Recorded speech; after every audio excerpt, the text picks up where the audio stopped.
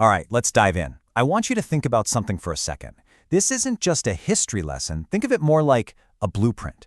A blueprint that shows how a handful of unconventional thinkers hidden away in a basement found one single secret. A secret so powerful it didn't just win a battle. It literally changed the course of World War II.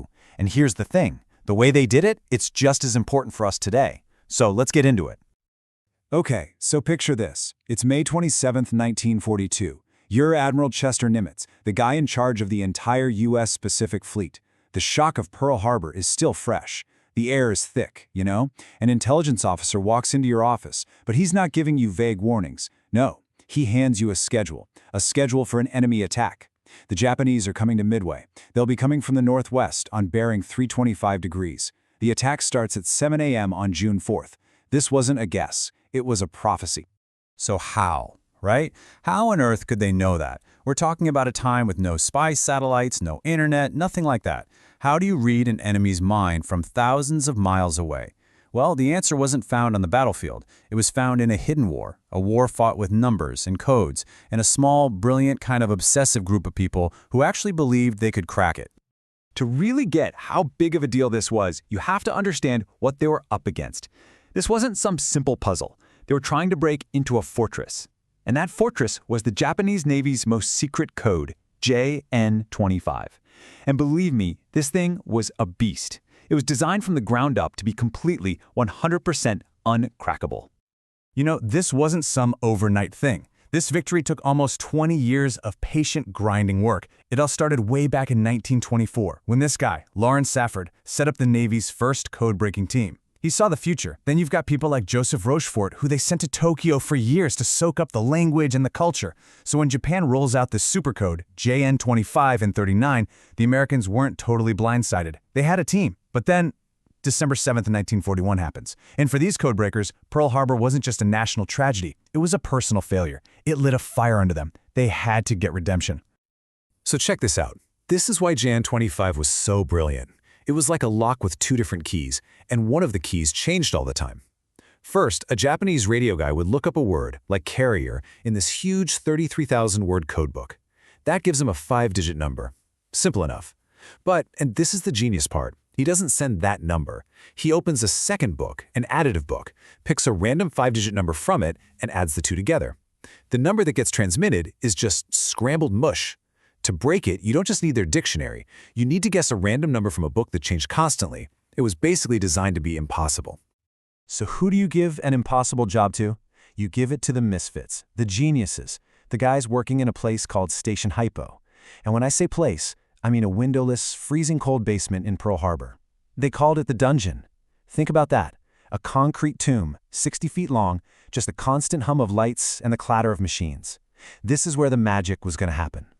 And the king of this dungeon was a guy named Joseph Rochefort, and he was not your typical Navy guy. He would work for 3 days straight, wandering around the basement in a smoking jacket and slippers. He knew that breaking this code wasn't about following orders, it was about pure brain power. So he built his team with that in mind. He hired mathematicians, sure, but he also hired musicians from the band of a sunken battleship. Why?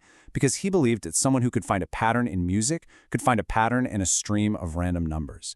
He wasn't building a military unit, he was conducting an orchestra. Okay, so after months and months of this insane, mind-numbing work, by the spring of '42, Rochefort's team could only read about 20% of any message, 1 out of every 5 words. That sounds pretty bad, right? But here's where the human element comes in. Think about it. If you're in a crowded room and you only catch 1 out of every 5 words someone's whispering, but you know that person really well, you can probably figure out what they're saying. That's what they were doing. They weren't just translating words. They were connecting dots, filling in the blanks. And it turns out they were hearing the most important words. And in those few words they could read, a clue started popping up over and over again. 2 letters, AF. It was always mentioned alongside big stuff, carrier groups, invasion forces, dates. It was obvious AF was the target of a massive all-out attack. The entire Japanese Navy was on the move. But the billion-dollar question was, where or what was AF? And this is it. This is the moment where the entire war in the Pacific hangs on a thread. The lives of thousands of sailors, America's last few aircraft carriers, everything depended on figuring out what those two little letters meant, and a guess was not going to cut it. Getting this wrong meant sending the fleet to the wrong place, leaving the real target wide open. It would be a disaster. They had to be 100% sure. And this wasn't just a puzzle. It turned into a turf war. Rochefort and his basement crew, they were absolutely convinced AF was Midway Atoll, a tiny but super important U.S. base. But back in Washington, the intelligence guys, who frankly were a little jealous of Rochefort, they disagreed. They said, no, it could be Alaska, it could be Fiji. So imagine you're Admiral Nimitz. Who do you bet on? The weirdo in the slippers or the brass in D.C.? If you bet wrong, you could lose the entire war. Rochefort needed proof, cold, hard proof. So what they came up with is just pure genius. It's a con. They realized we don't have to break more of the code, we just have to trick the Japanese into telling us the answer. So Rochefort gets Midway to send out a fake message, unencrypted, so they know Japan will pick it up. The message is simple. Hey, our freshwater condenser is broken. And then they waited. A couple of days later, bam! A new encrypted Japanese message comes in. The team in the dungeon gets to work, and the piece they managed to decrypt sends shivers down their spines. AF is short of water. Checkmate. They used the enemy's own system against them. And that was it. The smoking gun. The two-letter mystery was solved. No more arguments from Washington, no more doubt. AF was Midway. And now Admiral Nimitz wasn't gambling on a hunch anymore. He was acting on a certainty that he had tricked the enemy into giving him. And now he could set his own trap. So, armed with this incredible intelligence, knowing the target, the time, the exact direction of the attack, Nimitz did something incredibly bold. He took his last 3 aircraft carriers and hid them just over the horizon, waiting.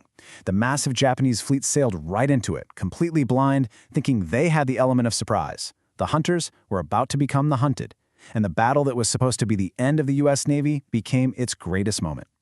The results, well, they speak for themselves. It was a complete disaster for Japan. Look at this. In one battle, Japan lost 4 of its best carriers, the very same ones that had attacked Pearl Harbor. They lost hundreds of their best pilots, pilots they could never replace.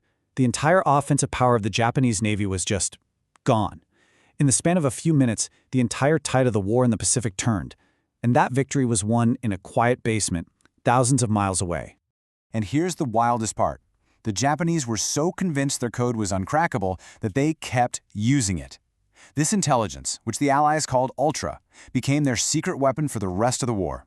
U.S. submarines knew exactly where to find Japanese ships. And get this, in 1943, they intercepted the exact flight plan for Admiral Yamamoto, the guy who planned Pearl Harbor. They knew where he'd be and when. They sent fighters up and shot his plane out of the sky. This one secret, born in that basement, saved an unimaginable number of lives and absolutely shortened the war. But what about the hero of the story? What happened to Joseph Rochefort, the guy in the slippers who delivered this impossible victory? Well, here's the tragedy. He wasn't celebrated with parades. The Washington bureaucrats who had shown up, they basically buried him. They pushed him aside, and his incredible achievement was kept secret for decades, partly because of jealousy. It wasn't until 1986, long after he was dead, that he was finally given a medal. As one of his team members said, it was one of the great injustices of the war. The man who won the battle was punished for being too brilliant. So why should we care about this story today? Because the lesson of Midway is more relevant now than ever. The most important battles are often the ones we can't see, fought by people we'll never know. The battlefield isn't the ocean anymore. It's cyberspace. It's the stock market. It's the information you see every single day. But the game is the same. Finding the pattern in the noise is everything. Which really makes you wonder, doesn't it? Somewhere right now, in some modern version of that dungeon, today's codebreakers are at work. Who are they? And what is the AF they're trying to warn us about today?